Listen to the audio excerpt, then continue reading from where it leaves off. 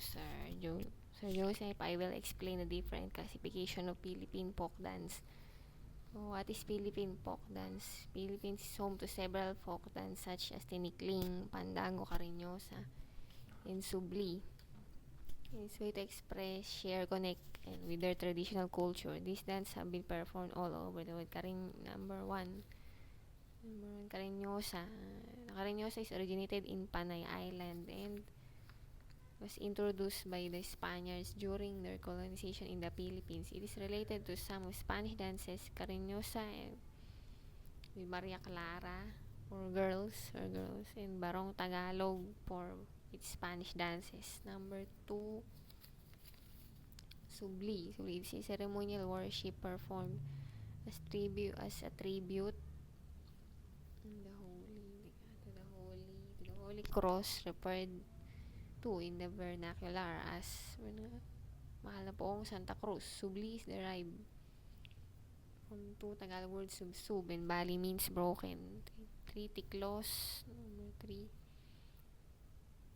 It's also called Pintakasi, the Warren equivalent to Bayanihan, group of people marked for somebody without hoping for anything in return. Tiklos is a native dance of Leyte. Very early in the morning,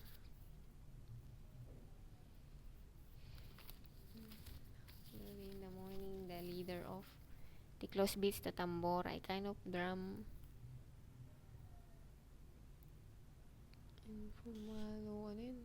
From hollow, a trunk of tree. Next is the sound of bamboo flutes, a small snare drum.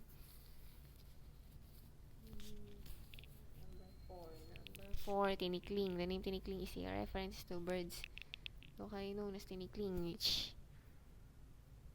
can any number of rail species, bit more specifically to breasted rail. These dances are originated in Palo, Leyte, an island in Visayas, that it imitates the movement of tinikling birds as they walk in grass stems run over tree branches or clutch bamboo trap set by the farmers.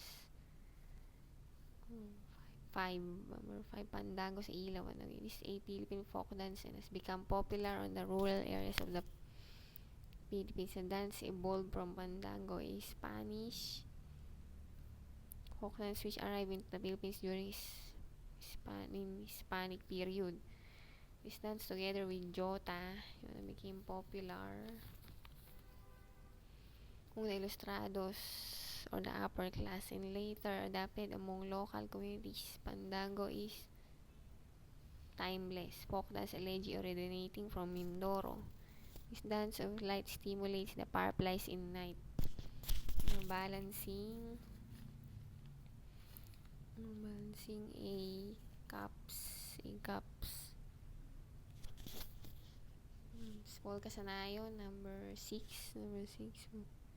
This ballroom polka was popular in the province of Batangas in the Spanish time. It was usually danced during town fiestas and the big social affairs.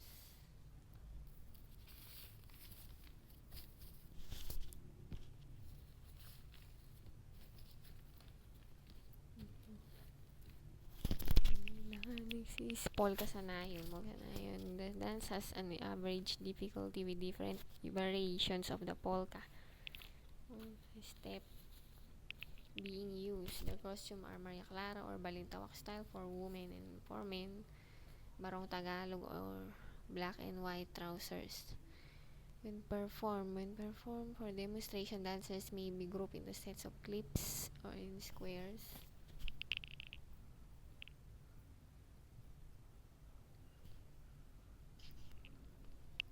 Formation, each couple